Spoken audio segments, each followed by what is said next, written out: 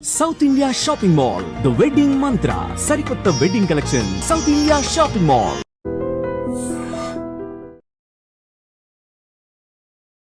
Hi hello namaste, welcome back to iDream media. ఈరోజు మనతో ఉన్నారు Stanford certified problem solving expert అయిన నరసింహ గారు. అయితే Ahmedabad to London Air India Boeing AI-171 flight ఏదైతే క్రాష్ అవ్వడం జరిగిందో దీనికి సంబంధించి ఆ సిచ్యువేషన్కి సంబంధించి ముఖ్యంగా మన ఆడియన్స్ కొన్ని డౌట్స్ అయితే వ్యక్తం చేస్తూ ఉన్నారు. వీటన్నిటిపై ఒక విశ్లేషణ, ఒక ఆన్సర్స్ అనేవి ఇక్కడ తీసుకుందాం. నమస్కారం సార్. నమస్తే అండి. యూజువల్గా ఫ్లైట్ క్రాష్ ల్యాండింగ్ గురించి విన్నాము.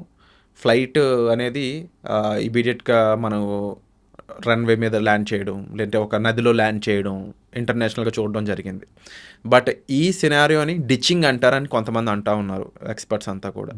అసలు ఈ సందర్భంలో ఫ్లైట్ ఎలా క్రాష్ అయింది, పైలట్ పరిస్థితి ఏంటి, అక్కడ మెడికల్ కాలేజ్ హాస్టల్ మీదే ఇది ల్యాండ్ అవ్వడం అనేది ఇంటెన్షనల్గా జరిగిందా, అన్ఇంటెన్షనల్గా జరిగిందా, ఎలాంటి పాసిబుల్ రీజన్స్ ఉన్నాయని చెప్పేసి ఆడియన్స్ అడుగుతూ ఉన్నారు. ఎందుకంటే ఫ్లైట్ అనేది మ్యాక్సిమం తక్కువ రిస్క్ చేయడం కోసమని ఎక్కడో చోట ల్యాండ్ చేయొచ్చు కదా అనేది అంటూ ఉంటుంది. బట్ ఈ కేసులో అది పాసిబుల్గా ఉందా, అసలు ఈ కేసులో ఏం జరిగింది చాలా చెప్తారు. సో మనకి చాలా అన్ఫార్చునేట్ ఇన్సిడెంట్ అయిందని చెప్పాలి. ఎందుకంటే ఫ్లైట్ డ్యామేజ్తో పాటు, ఫ్లైట్లో ఉన్న లైఫ్స్తో పాటు కొలాటరల్ డ్యామేజ్ అంటాం దీన్ని. అవును. సో అంటే వేరే వాళ్ళు కూడా, అసలు సంబంధం లేని వ్యక్తులు కూడా పాపం హాస్టల్లో ఉన్న మెడికోస్ వాళ్ళు కూడా చనిపోవడం జరిగింది. Very unexpected actually.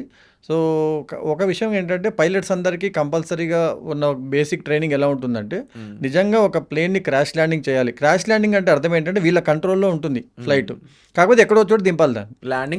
ల్యాండ్ కంట్రోల్లో ఉండదు, కానీ ఫ్లైట్ అట్లీస్ట్ ఒక 1% అనే వీళ్ళ కంట్రోల్లో ఉంటుంది.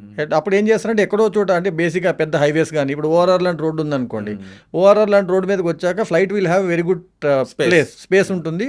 రెక్కలు అవి డ్యామేజ్ అయినా సరే అట్లీస్ట్ తక్కువ డ్యామేజ్తో దింపడానికి ఛాన్స్ ఉంటుంది. అంటే ఫ్లైట్ అనేది మొత్తం కంప్లీట్గా పగిలిపోవడం అదేం జరగదు. బిల్డింగ్స్ మీద ఎందుకు చేయరు అంటే, ఒకటి వీళ్ళు they have to save the lives of citizens also. And building మీద పడినప్పుడు ఫ్లైట్ పేలిపోవడానికి ఛాన్స్ ఎందుకు ఉంటుందంటే, డైరెక్ట్ అబ్స్ట్రక్ట్ ఒక వస్తువు మీద పడినట్టు ఉంటుంది, అది రోడ్డు మీద ఉన్నట్టు కాదు. కాకపోతే ఒకసారి మనకి ఇప్పుడు వచ్చిన వీడియోస్ చూసి, ఎందుకంటే చాలామంది నార్మల్గా ఫ్లైట్ కిందకు పోతుందనే ఉద్దేశంతో వీడియోలు చేశారు. ఆ టేక్ ఆఫ్లోనే మీరు చూస్తే, టేక్ ఆఫ్ అయిన తర్వాత 2-3 స్టేజెస్ ఉంటాయి. సో ఫస్ట్ టేక్ ఆఫ్ ఒక హైట్కి వచ్చాక వీళ్ళు ఏం చేస్తారంటే గేర్ వేస్తారు. మీరు ఎప్పుడైనా ఫ్లైట్లో ఉన్నప్పుడు కూడా వాళ్ళు ఇట్లా ఒక 45 degrees మనకు వెనకాల తోక దగ్గర కూర్చుంటే ఇంకా ఈజీగా అర్థమవుద్ది మీకు. ఆ 45 degrees వెళ్ళి ఒక స్టేజ్కి వెళ్ళొద్ది, ఒక స్టేజ్కి వెళ్ళాక మళ్ళీ మామూలుగా చేస్తారు. ఇక్కడ మీకు ఏసీ ఆన్ అవుద్ది. అప్పటి వరకు ఈ పైకి వెళ్ళేంత వరకు మీకు ఏసీ కూడా ఆఫ్లో ఉంటుందండి. చాలామంది చాలా సఫకేటింగ్ ఉందండి, ఎందుకు ఏసీ లేదంటారు. ఇక్కడ కావాల్సిన ఎనర్జీ కోసం వాళ్ళు ఏసీ ఆపేస్తారు. మళ్ళీ కొంచెంసేపు ఇక్కడ బ్యాలెన్స్ అయ్యాక, ఏసీ ఏమన్నా ఆన్ అయ్యాక మళ్ళీ ఇంకో స్టేజ్ పైకి వెళ్తారు. అప్పుడు మీరు మబ్బుల్లోంచి పైకి వెళ్ళడం చూస్తారు. అంటే మీరు ఎప్పుడైనా నెక్స్ట్ టైం ఫ్లైట్ వెళ్ళినప్పుడు ఇక్కడ అబ్జర్వ్ ఆల్ దిస్. సో ఇక్కడ మనం చూస్తే ఫస్ట్ స్టేజ్ ఈ 45 degree ఇంక్లైన్ ఎక్కడంతోనే ఇట్ డిడ్ నాట్ హ్యాపెన్. అంటే అర్థం ఏంటి, నాకు తెలిసినంత వరకు నేను అబ్జర్వ్ చేసిన దాని ప్రకారం ఏంటంటే, అక్కడ థ్రస్ట్ అనేది రావాలి. థ్రస్ట్ అంటే ఏంటంటే పైకి తోసే ఒక ఫోర్స్. ఆ పైకి తోసే ఫోర్స్ కోసం గేర్ ఉంటుంది, థ్రస్ట్ గేర్ అని. ఆ థ్రస్ట్ గేర్ వేసినట్టున్నారు, కాకపోతే ఆ థ్రస్ట్ గేర్ ఎందుకు పనిచేయలేదో తెలియదు, కానీ అది కంప్లీట్గా ఆ గేర్లోకి వెళ్ళేసరికి పైలట్ యొక్క కంట్రోల్లో లేకుండా అది డైరెక్ట్గా ఇలా తిరిగింది. అది యాక్చువల్గా పైకి వెళ్ళాల్సినది కాస్త పారాబోలిక్గా కిందకి పడిపోయి it was like A direct ఏమంటే ఫ్రీ ఫాల్ అన్నట్టు. ఫ్రీ ఫాల్ అవుతున్న దాన్ని మీరు ఎక్కడ దింపాలి అనేదానికి మీ కంట్రోల్ ఉండదు. సో ఇప్పుడు నిజంగా అతని కంట్రోల్ ఉంటే, నిజంగా ఈ ఫ్లైట్ కనుక అట్లీస్ట్ ఒక 40 అంతస్తుల భవనానికి హైట్కి వెళ్ళి ఉంటే, he can see larger distance, ఎక్కువ దూరం కూడా కనిపిస్తుంది వాళ్ళకి. ఓహో అక్కడ కొంచెం జనాలు తక్కువ ఉన్నారు, ఇక్కడ ఓన్లీ చెట్లే ఉన్నాయన్న చోట వరకన్నా తీసుకెళ్ళి వదిలేస్తే అక్కడ డ్రాప్ చేసేవాళ్ళు. ఇది ఫ్రీ ఫాల్ అంటే మీరు పైనుంచి రాయిస్తున్నట్టు, అది ఎక్కడ పడుతుంది మీకు తెలియదు. కనీసం ఇలా ఇసురే ఛాన్స్ ఉన్నప్పుడు మీకు అది ఎక్కడ పడాలో డిసైడ్ చేసుకోవచ్చు. సో ఈ ఫ్రీ ఫాల్ లాగా కనిపించింది కాబట్టి నాకు తెలిసి పైలట్కి కూడా he did not have any control. కాబట్టి ఆ జనావాసం మీద పడుతుందో ఎక్కడ పడుతుందో ఎవరికి తెలియదు. అంటే దట్ హ్యాపెండ్. అది జరిగింది కూడా ఏంటి, విత్ ఇన్ క్షణాల్లో జరిగిపోయింది. అప్పటికి ఆయన మేడే అని చెప్పాడు. తర్వాత ఇమీడియట్గా 1-2 minutesకి ఏటీసీ నుంచి కనెక్షన్ పోయింది, ఎందుకంటే అప్పటికే యాక్సిడెంట్ జరిగిపోయింది. యూజువల్లీ కమాండింగ్ ఆఫీస్, ఏటీసీ ఇవన్నీ కూడా వాళ్ళకి ఎంతవరకు ఫ్లైట్ మీద కంట్రోల్ ఉంటుందంటారు, just or only for guiding ఏనా? అంటే బేసిక్ ఏంటంటే టేక్ ఆఫ్ చేయక ముందు కొన్ని 10s and 100s of checks జరుగుతాయి. మీరు చూసి ఉంటారు, రకరకాల వాళ్ళు యూనిఫామ్ వేసుకొచ్చి రకరకాల చెక్స్, పైలట్స్ కూడా కిందకి వెళ్ళి మళ్ళీ మొత్తం టైర్ ప్రెషర్ నుంచి అన్నీ కూడా చెక్ చేసుకుంటారు. ఇవన్నీ చెక్స్ చేసి గ్రౌండ్ స్టాఫ్ ఓకే చెప్పి ఏటీసీకి వెళ్ళాక దెన్ రన్వే క్లియరెన్స్ ఎప్పుడు ఇవ్వాలి, ఏ ఫ్లైట్స్ ల్యాండ్ అవుతున్నాయి, ఏ టైంకి రన్వేకి ఎక్కాలో ఏటీసీ చెప్తూ ఉంటుంది. ప్లస్ ఏటీసీ ఇంకో కమ్యూనికేషన్ ఏం చేస్తుందంటే వీళ్ళకి క్లియర్గా కనిపించని టైంలో కూడా వాళ్ళు గైడ్ చేయగలుగుతారు, వాళ్ళకు కూడా రాడార్ దాంట్లో. So ATC is always mainly for communication and guiding. So flight ఒక్కోసారి ఫ్లైట్ ఏంటంటే కొన్ని చోట్లకి వెళ్ళి కమ్యూనికేషన్ మిస్ అవుద్ది. ఎక్కడ వరకు కమ్యూనికేషన్ ఉండిందో తెలిసి ఆ చుట్టుపక్కల ఫ్లైట్ ఏమైనా ఉందని వెతకడానికి కూడా లొకేట్ చేయడానికి పనికొస్తుంది. యాక్చువల్లీ మీరు చూసే మలేషియన్ ఎయిర్లైన్స్కి సంబంధించిన ఫ్లైట్ ఇప్పటికి కూడా ఒక విషయం విచిత్రమైన మిస్టరీ లాగా ఉండిపోయింది చాలా ఏళ్ళ వరకు. అది అక్కడికి వెళ్ళిందో తెలుసు కానీ దాని శకలాలు ఎక్కడా దొరకలేదని చెప్పి కొన్ని ఏళ్ల పాటు దాన్ని ఎత్తకడం జరిగింది. So ATC can guide you the location. And ఎప్పుడైనా వాళ్ళకి బాగా మంచి వాతావరణం లేకుండా అసలు కనుచూపు మీరు ఏమీ కనిపించకుండా వెళ్తున్నప్పుడు వాళ్ళు బ్లైండ్గా వెళ్తున్నాను, ఏటీసీ మీరు ఏం చెప్తే ఫాలో అవుతాను అంటుంటారు. ఎందుకంటే వాళ్ళకి అన్నీ కూడా కనిపిస్తుంటాయి, ఏ ఫ్లైట్ ఎక్కడి నుంచి వస్తుంది ఏంటనేది. సో ఈ వెదర్ ఇన్ఫర్మేషన్ ఫుల్గా ఉంటుంది, వాళ్ళకి కంప్లీట్ జీపీఎస్కి సంబంధించిన ఇన్ఫర్మేషన్ ఉంటుంది. సో నావిగేషన్కి అన్నిటికీ పనికి వస్తుంది. అండ్ ల్యాండింగ్ అవ్వాలన్నప్పుడు ఏటీసీ పర్మిషన్ లేకుండా ల్యాండ్ అవుతుంది, ఎందుకంటే రన్వే అంతా వాడి చేతిలో ఉంటుంది. అందుకు ఒక్కొక్కసారి మనకు రౌండ్ తిప్పుతూ ఉంటారు పైన, ఏటీసీ మాకు ల్యాండింగ్ పర్మిషన్ రాలేదు బిజీ ఎయిర్పోర్ట్స్లో. సో వీటన్నిటికీ ఏటీసీ పని చేస్తుంది. అండ్ కమ్యూనికేషన్ ఏమున్నా సరే సడన్గా నాకు గైడెన్స్ కావాలి, ఏం చేయాలంటారు అంటే ఇలా చేయండి, ఇక్కడ తిరగండి, మీకు నెక్స్ట్ ఎయిర్పోర్ట్ బెస్ట్ ఏది అని చెప్పడానికి పనికొస్తుంది. అది తప్ప ఫ్లైట్ మీద డైరెక్ట్ కంట్రోల్ అయితే వీళ్ళకు ఉండదు. అండ్ ముఖ్యంగా ఈ ఫ్లైట్కి సంబంధించి జనరల్గా ఈ జాయ్స్టిక్ ఏదైతే వాళ్ళ హ్యాండ్లో ఉంటుందో అండ్ జనాలు అడిగే క్వశ్చన్, ల్యాండింగ్ వరకు కూడా ఆయనకి పాసిబిలిటీ లేదా లైక్ తప్పించడానికి? ఎందుకంటే కొంతమంది ఏం చెప్తున్నారంటే ఆ మెడికల్ కాలేజ్ హాస్టల్ పక్కన చాలా స్పేస్ ఉందని చెప్తా ఉన్నారు. వీ డోంట్ నో, మనం చూసింది మనకు తెలియదు. బట్ ఒక ఆస్పెక్ట్ తీసుకున్నట్లయితే ఒక పర్సెప్షన్లో ఆ హ్యాండ్లింగ్ కూడా వాళ్ళ చేతిలో ఉండదంటారా అలాంటి సమయంలో? అంటే నిజంగా అతనికి ఆ డైరెక్షనల్ మాన్యువరింగ్ అంటాం దాన్ని. మాన్యువరింగ్ అంటే తిప్పడం. సో ఆ మ్యానవరబిలిటీ కనుక తనకు ఉండుంటే అంత ఎక్స్పీరియన్స్ ఉన్న పైలట్ కంపల్సరీగా కనీసం ఇట్లా పక్కకని తీసుకెళ్ళిపోయి ట్రై చేసేవాడు.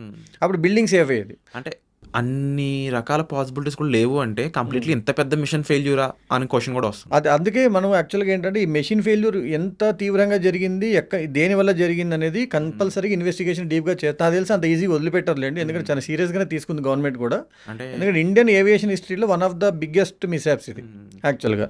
ఈ మిస్హ్యాప్నింగ్లో మెయిన్గా flight pilot complete miss guidance జరిగిందా అని కూడా కొంతమంది చెప్తా ఉన్నారు, అడుగుతున్నారు. బేసిక్లీ అంటే పైలట్ దాన్ని కంట్రోల్ చేయలేడు అంటే ఆ మిషన్ ఎన్ని రకాలుగా ఫెయిల్ అయి ఉంటుంది. హ్యాండ్లింగ్స్, ఇంజన్ అండ్ ఈవెన్ కొంతమంది ఫ్యూయల్ పరంగా కూడా కొన్ని చెప్తా ఉన్నారు. అవును, ఆ ఫ్యూయల్ ఏంటంటే ఇప్పుడు 9 hours to 10 hours జర్నీ వెళ్ళాలన్నప్పుడు వాళ్ళు కంపల్సరీగా ఫుల్ ట్యాంక్ పెట్టుకుంటారు. సో ఆ ఫ్యూయల్ ఉండడం వల్ల ఏమైంది అంటే కూలిపోవడం కాదు, కూలిపోయినప్పుడు పేలడానికి అది హెల్ప్ చేసి. ఇప్పుడు అదే ఒక 80% జర్నీ చేసేసిన ఫ్లైట్ ఉంటే దాంట్లో లాస్ట్ 20% ఫ్యూల్ ఉండేది. అంత ఇమీడియట్గా అంత పెద్ద పేలుడు జరిగేది కాదు. సో ఫ్యూయల్ ఆస్పెక్ట్ అది పెద్దగా పేలుడు జరగడానికి ఫ్యూయల్ ఆస్పెక్ట్. రెండవది మీరు అన్నట్టు నిజంగా పైలట్కి మెషిన్తో కనుక డిస్కనెక్షన్ జరిగిపోతే, అంటే మీరు బండి నడుపుతున్నారు కానీ గేర్లు మీ చేతిలో లేవు, బ్రేక్ పడట్లేదు, అప్పుడు ఏమవుద్ది, మీరు ఎంత తిప్పినా మీకు స్టీరింగ్ కంట్రోల్ కూడా లేదనుకోండి, మీరు ఇంకెక్కడ పడితే అక్కడ పడితే దేవుడా అని చెప్పి వదిలేస్తాం. కానీ అట్లీస్ట్ మీరు రోడ్డు మీద ఉన్నారు. ఈయన పాప మిడ్ ఎయిర్లో ఉన్నాడు. మిడ్ ఎయిర్ అనేది కూడా మరీ ఎక్కువ దూరం లేదు, నిజంగా ఒక 400 feet 500 feet అబవ్ ఉంటే బాబు ప్యాసింజర్ అప్పుడు ఒక 5 నిమిషాలు పడుతుంది కింద రావడానికి. బాబు ఒక 5 minutesలో మనం కూలిపోబోతున్నాం, మీరు అందరూ రెడీగా ఉండండి, అవసరమైతే ఎమర్జెన్సీ అన్ను దూకేయండి అని చెప్పడానికి ఛాన్స్ ఉండేది. ఇక్కడ జరిగిందే 2-3 seconds 2-3 minutes లోపల జరిగిపోయింది. కాబట్టి by the time he understands what happened it went. And that మీరు అన్నట్టు అక్కడ ఓపెన్ స్పేస్ ఉండుంటే కొంచెం పైలట్కి ఇంకొంచెం టైం దొరికేది. అట్లీస్ట్ ఇట్లా జారుకుంటూ పోయి అది కూడా లేదు, ఎందుకంటే డైరెక్ట్ ఫ్రీ ఫాల్ అయినట్టు అయింది. లేదంటే డైరెక్ట్గా ఇట్లా కిందకి వెళ్ళిపోతూ బిల్డింగ్లో దూరిపోయింది. మీరు చూస్తే బిల్డింగ్లోకి చొచ్చుకొని పోయింది అది. సో ఆ బిల్డింగ్ అడ్డం రావడం అనేది ఫ్లైట్కి ఇబ్బంది అయింది యాక్చువల్లీ స్పీకింగ్. అండ్ పాపం బిల్డింగ్లో ఉన్న వాళ్ళకి ఏమీ తెలియని వాళ్ళు కూడా దానివల్ల చనిపోవడం జరిగింది. అంటే అబ్జర్వ్ చేస్తే అక్కడ మెడికల్ కాలేజ్ హాస్టల్లో ఇంకా ఫుడ్ తెచ్చుకుని ప్లేట్స్ మీద పెట్టుకొని ఉన్నారు. అవునండి, ఎందుకంటే ఆఫ్టర్నూన్ టైం కాబట్టి పాపం వాళ్ళందరూ ఏదో డ్యూటీస్ లేదా క్లాసెస్ అయి చేస్తుంటారు. అంటే చాలా మంది రిలాక్సేషన్ టైం అది, లీజర్గా భోజనం చేద్దాం అన్నట్టు. అంటే స్పెసిఫిక్గా కొంతమంది జర్నలిస్టులు కూడా మెన్షన్ చేస్తుంది ఏంటంటే ఒక మనిషి లేక ఇద్దరు మనుషులు తప్పిదం ఈ 100 ప్రాణాలు బలికొంది, ఆ ఇద్దరు ఎవరై ఉంటారో లేదంటే ఆ ఒక్కరు ఎవరై ఉంటారో అన్నట్టు కొన్ని విశ్లేషణలు కొన్ని న్యూస్ ఆర్టికల్స్ వస్తూ ఉన్నాయి.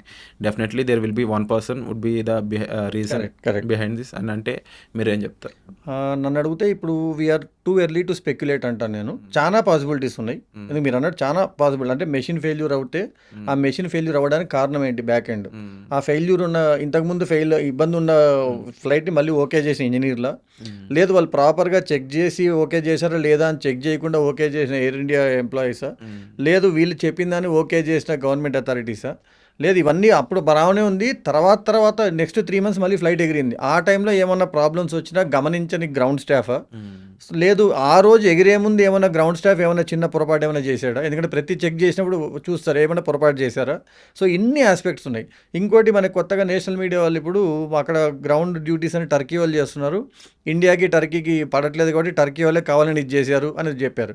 కానీ అంత దూరం స్పెక్యులేషన్ అయితే నేను చేయనండి. ఎందుకంటే ఇప్పుడు అసలే వాళ్ళు Turkish company they want to renew the order. మళ్ళీ ఇండియాతో పనిచేయాలని చేస్తున్న టైంలో ఇలాంటి పిచ్చి పని వాళ్ళు చేయరు. కాబట్టి అలాంటి స్పెక్యులేషన్స్కి వెళ్లకుండా ఇవైతే మెకానికల్ ఫెయిల్యూర్ అయి ఉండొచ్చు. ఆ మెకానికల్ ఫెయిల్యూర్కి కారణం ఎవరు? ఆ ఇంజనీర్సా, లేకపోతే ఎంప్లాయీసా, లేకపోతే అథారిటీసా, లేదు గ్రౌండ్ స్టాఫా?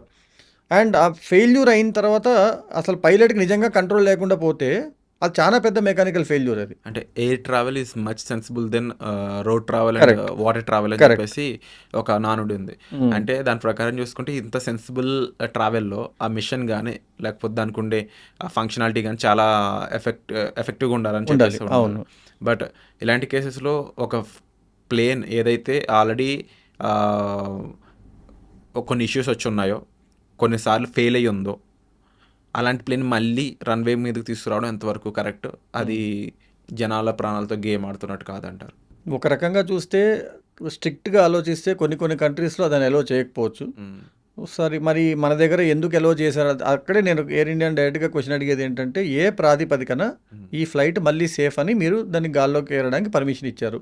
ఇది నేనే కాదండి, భారతీయులందరికీ ఎయిర్ ఇండియా ఆర్ ఎవరైతే రిపేర్ చేసే ఇంజనీర్స్ ఉన్నారో బోయింగ్ వాళ్ళు కంపల్సరీగా ఆన్సర్ చెప్పాల్సిందే అని మనం అడగాల్సిందే. ఇప్పుడు యుఎస్ సెనేటర్ ఎంత ఓపెన్గా అయితే బోయింగ్ సీఈఓని కూర్చోబెట్టి అడిగారో మనం కూడా కంపల్సరీగా బోయింగ్ సీఈఓని ఇన్ కేస్ తెప్పించి మన సుప్రీంకోర్టు దగ్గర సుప్రీంకోర్టు జడ్జిల ముందు కూర్చోబెట్టి you have to question him. అంటే what is the authority with which you okayed the airport, ఈ ఫ్లైట్ని మీరు ఏ అథారిటీతో ఓకే చేశారు? మరి అంత అష్యూరెన్స్ ఇచ్చిన కొన్ని నెలలకే మళ్ళీ ఎందుకు ఇది యాక్సిడెంట్ అయింది? అదర్వైజ్ ఏమవచ్చు అంటే వాళ్ళు మళ్ళీ మన పైలట్ మీద బ్లేమ్ గేమ్ స్టార్ట్ చేయొచ్చు. కంపల్సరీగా నేను చూసిన వీడియో, ఎందుకంటే ఆ వీడియో సాక్ష్యం ఉండడం అడ్వాంటేజ్ అయింది మనకి. అది ఎక్కడో ఆకాశంలో జరిగినది అనుకోండి, వాళ్ళు కంపల్సరీగా పైలట్ మీద బ్లేమ్ గేమ్ చేసేవాళ్ళు. ఇక్కడ మనకి పైలట్ కంట్రోల్లో లేదు ఫ్లైట్ అని అర్థమైపోతుంది, ఎందుకంటే డైరెక్ట్గా పడిపోయింది కాబట్టి అది.